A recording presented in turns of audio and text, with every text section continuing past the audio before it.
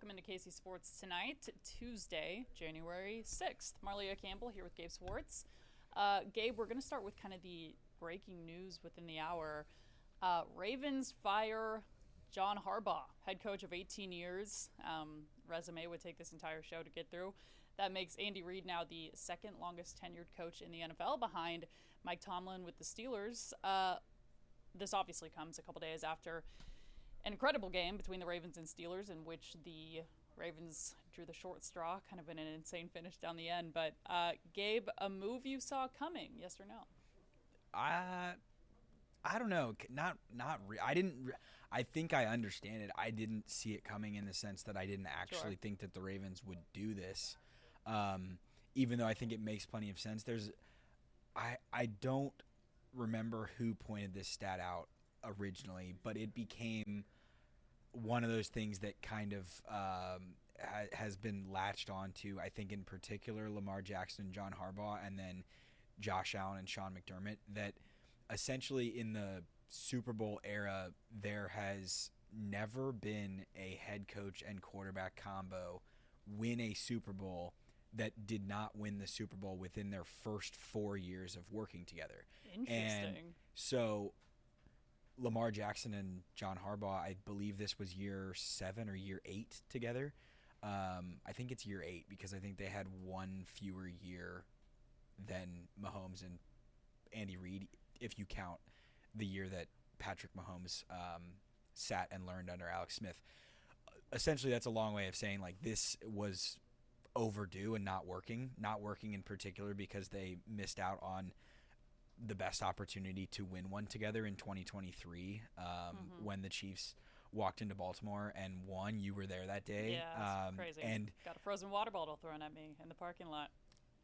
There you go. Good memories. Yeah, good memories. Right. Baltimore was not happy about that game, but no, and rightfully so because it was the best opportunity that they had, and they squandered it. They squandered it in 2019 when they were the 1 seed and lost to the Titans in the divisional round, didn't even make it to the AFC Championship game, and that's a big reason why the Chiefs hosted the AFC Championship game that year. So I guess it had just kind of run its course. To me, it's a little bit similar to the end of Andy Reid in Philadelphia, but in the sense of like, yeah, he's still a really good coach. Yes, he's going to presumably get a job immediately as a head coach somewhere else. And I just saw a tweet from Adam Schefter that 7 NFL teams have already reached out to John Harbaugh's agent, and there are currently 7 openings. One of those is the Ravens, which means that at least one team that currently has someone as a head coach is checking the tires, I guess, on whether John Harbaugh is interested in coming to be their head coach instead. So all of that is to say that, yes, he won a Super Bowl back in 2012, 2013, over a decade ago. But it makes sense. It's crazy that the difference between maybe giving him an extra year and firing him is a missed kick on Sunday night at the end of that crazy game. But that's kind of how the NFL is. It's a game of inches. It's a game of crazy turns, and that's the way that it's at. So crazy news today. Yeah, I added a bullet point to our kind of agenda conversation today because this is something we haven't talked about on the show. Excuse me. The coaching carousel. I didn't know how to spell carousel in real time, so we have coaching roundtable on the right. Coaching carousel, though. We obviously have a lot of news here in Kansas City with, and 'tis the season for this kind of news, which is, interview requests popping up left and right for different coordinators. Obviously, the Chiefs have been the center of that conversation for many years now. Matt Nagy and Steve Spagnuolo both in that conversation, specifically the latter of those two, or the former, and Matt Nagy. Curious, Gabe, your thoughts on just what you've heard so far. We know that in-person interviews cannot happen until the 19th of this month, so any official news will be coming down the line. But we know that the Titans have been interested in both of the coordinators for the Chiefs, have popped up in that search. Just curious your thoughts on what you've heard so far and your expectations for the offseason. Yeah, I think it's odd to me I think odd is the way that I would put it, that the Chiefs did all this winning for years and years and years, and very rarely were the assistants actually interviewed or looked into as head coaching candidates. Yeah. And then the year that they go 6-11, it's like, oh, we want to interview Steve Spagnuolo and we want to interview Matt Nagy. Now, it's the Titans. It's Mike Borgonzi as their GM, and he is a guy who worked in the Chiefs front office. So, yes, the NFL is a league where most often guys are not just hired randomly. It's you mostly have to have some connection to people bringing you to a job, and that's why there were rumors today, or there have been rumors, and there continue to be rumors that maybe Cliff Kingsbury could be coming to Kansas City as offensive coordinator candidate, just based on the fact that if it's something that Patrick Mahomes is interested in, then it's probably something that the Chiefs will entertain in the goals of making him happy, bringing in new voices, someone who has never worked with Andy Reid before, but has obviously had success with Patrick Mahomes. All of that is to say that I think a team would be categorically insane to hire Matt Nagy as their head coach, given what ended in Chicago with him and what they've seen from the Chiefs' offense the last couple years. I think he needs to go prove himself as a play-calling offensive coordinator elsewhere, which is what NFL Network was reporting. If he doesn't get a head coaching job, he will attempt to do, which feels like to me one of the first admissions publicly from people that Matt Nagy does not call the plays, which I think most of us knew, but is not something that gets talked about very often, because Andy Reid, when things go well, says Matt called a great game, and when things don't go well, he says I need to do better, which I think is one of the most admirable things about Andy Reid's leadership style, is the sharing of credit and the taking of blame when things don't go well. That's one of the things that I think you have to respect the most about Andy Reid and his timetable. But I'm curious whether Chiefs Kingdom and Chiefs fans would be willing, if like Steve Spagnuolo took the head coaching job with the Titans and then he brought Matt Nagy along as his offensive coordinator and let him call plays, if that is the kind of shift in terms of organizational philosophy and in terms of change in Kansas City that the fan base would be good with, or if that is too much change, and if it's a little bit of too much dip on their chip of switching things up, because I think people are mostly happy with Steve Spagnuolo, but I know that Matt Nagy is not someone that people are mostly thrilled with. Yeah. We'll be interested to see how the next couple of weeks go. Okay, moving on to a coach we know is here in Kansas City, Raphael Wickey, the new head coach for Sporting Kansas City, with big shoes to fill, as Peter Vermees had, I think it was 16 years with the club, a little bit longer than that in kind of different capacities, but 9-month coaching search. We heard from the team today. We heard from Wickey today for the first time. The club saying this was a worldwide search. Obviously took a fair amount of time, with Kerry Zavagnin holding the interim role for this past season. But Wickey stepping into a really tall task here in Kansas City with a lot of roster turnover and positions to kind of figure out. Sporting finishing last in the Western Conference, which has been kind of the trend as of late, finishing in the bottom fourth, outside of the kind of outlier of the year of making the playoffs a couple seasons ago.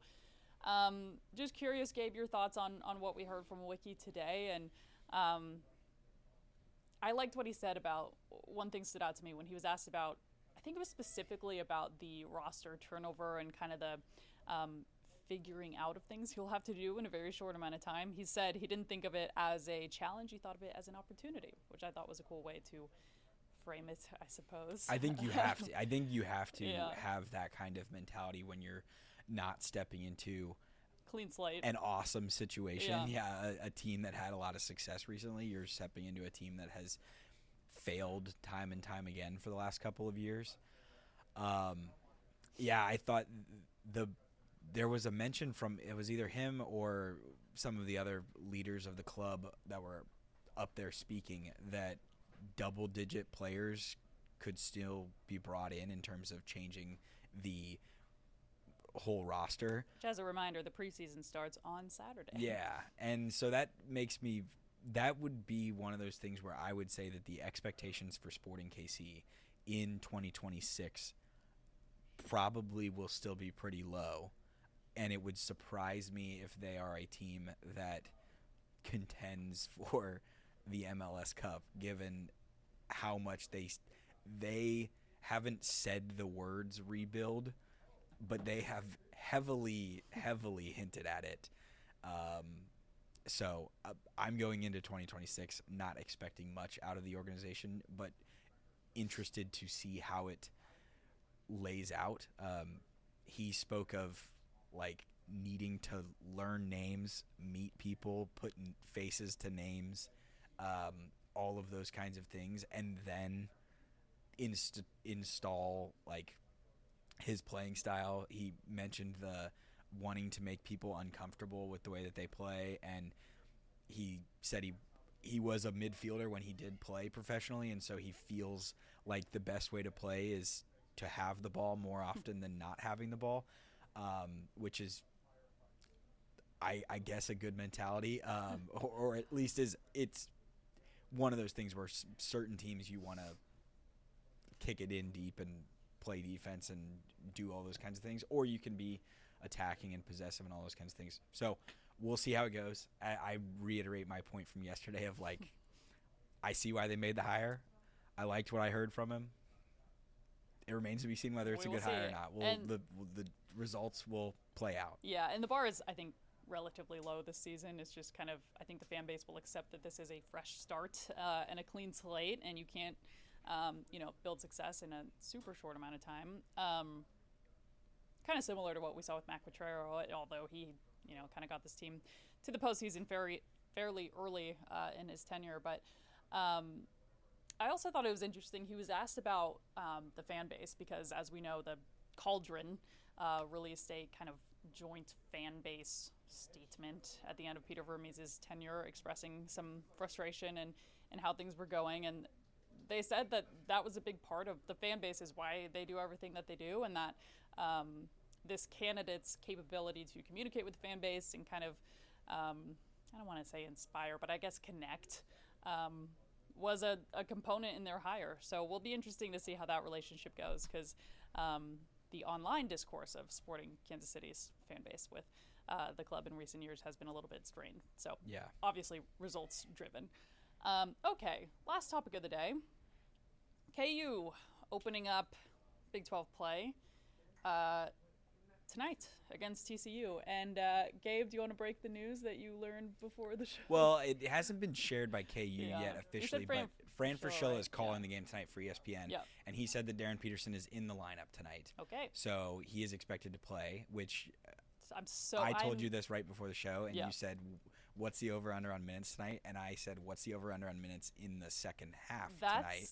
I am fascinated to see how this plays out, because I told you this, we're kind of replaying a bit of our conversation from before this, but if this goes the same way it's gone, with Darren Peterson playing 17 first half minutes and then playing 2 minutes in the second half and sitting, I don't know how Lawrence, Kansas will respond. I think they're kind of at the edge of their rope. And we heard Bill Self earlier this week talk about, to sum up a 15-minute press conference, we don't know what the formula is, but we know what it's not at this point. Playing him 18 minutes in the first half. Playing him 18 minutes in the first half, and then playing him 3 or 5 minutes in the second half, which is what we saw against Mizzou, too. Granted, that was a blowout, so there was no need to play him in the second half. At UCF, there was a great need to play him in the second half, and you end up losing by, a couple possessions, and certainly a healthy Darren Peterson was on his way to guiding that team to a win down in Florida. So I'll be interested to see the minute distribution. Yeah. Number one, they've said over and over that they're not going to play him if he's not 100%. So that tells me that he feels good heading into tonight. But, will be interesting to see how the minutes shake out. There are several questions in this whole saga that I think have yet to be answered, which to me are, what has his practice participation been in terms of last night on Hawk Talk? I brought this up because I wanted to make sure I had the quote officially.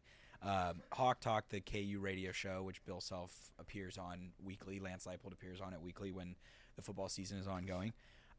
Bill Self said, quote, "There were no issues in practice from a health standpoint whatsoever."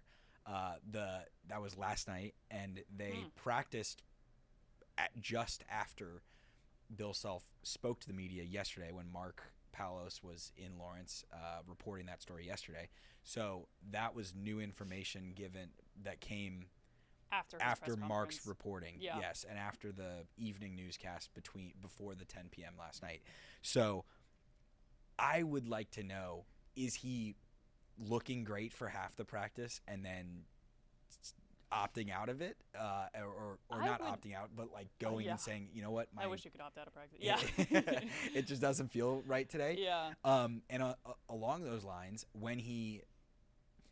on Saturday, I still remain super confused by the whole song and dance of going in the game after halftime for 4 minutes, coming out of the game for 4 minutes, going in for 38 seconds, making a three, and then going out again. And like, what's he saying to the coaching staff? Sitting at the end of the bench on the single chair. Well, but for most of that second half, he just sat right next to Doc Sadler in the middle of the bench.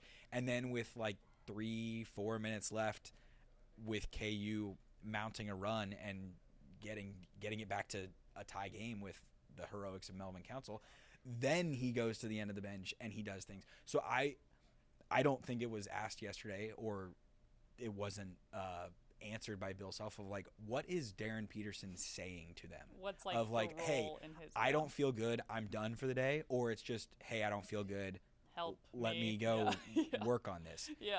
What we know is that they have brought NBA people to Lawrence to try to remedy the situation physically. So since it's been like an extended absence throughout non-conference play, as you mentioned, he played the Mizzou game. He left it in the second half and didn't return. He played the NC State game. He played over 30 minutes in that one. That was the most minutes he's played all season long. Was done in this late second half and just wasn't available, despite it being a close game, despite it being a game that went to overtime, and despite it being a game that they presumably needed him in. And then he didn't play most of the second half against UCF. So, yeah, I don't know what will go on tonight. I can't wait to see it. It's also interesting, too, because a lot of times, like those hamstrings and quads and stuff, when guys play, you'll see the moment where they kind of grab at it, and you can see the moment where they tweak it, and that hasn't been the case with, I don't think I've seen that once in the times that he's left early. I'd have to go back and watch the Mizzou game. You saw him like, hey, I need somebody. Like, he went like he motioned. Like, but there was a moment like, to point to. Yes. Yeah, but there was no like weird step or But who knows? I hope that KU fans are supportive of him tonight. It's odd because he's only played 20-something minutes, I think, at Allen Fieldhouse this year when you count the exhibition game. And then this will be his second home game of the regular season. So, you know what? I'm truly of the belief of he is so in his head about like feeling 100% and all those kinds of things that I've said this on this show. I think it's a little bit of like, if you get in your head enough to think, hey, my stomach hurts, you can make your your stomach hurt. Those are scary because he has the weight of the world on and his so shoulders. If he's out there, the only one who knows how we feel. I mean, I feel, and he's what, 19? Like, good. I think he's still 18. Is he? But if you're out there and you're feeling like, oh, if I don't feel right at all, I've got to shut it down. Like, I just can't imagine what that feels like. But I hope that the people in Lawrence tonight support him. He feels that support, and it goes well. We'll see whether it does or not. I'm also interested by the full practicing. I mean, we're not allowed inside practice. Those are closed off. Mark Palos was there yesterday. They literally put down like curtains. If you've ever been to Allen Fieldhouse, the concourse has curtains up. Conference season is when you really start like ramping down practice. I mean, we would get to like an hour versus in October you're at like, I don't know what the max is, 245 or something. And you're taped, but you're like non-contact. So I imagine they're not going super hard at practice. So I'm also curious like what that practice looked like where he was having no issues. But things we will never know. What we do know is we'll see him tonight, and I think this game will be really telling because we've kind of reached like a boiling point, I would say, in Lawrence in terms of frustration from the fan base, but also kind of who cares. I think Bill Self is kind of the mindset of only Darren Peterson and presumably his family and kind of Bill Self, although he said he didn't really understand the situation yesterday, know what's going on. All that matters in his mind is that they make it through conference season and are playing their best basketball with a healthy Darren Peterson in late February. So he's so good. And watching him on Saturday when he was playing was the alley-oop against UCF was unbelievable. I was like, I didn't even know he could do that.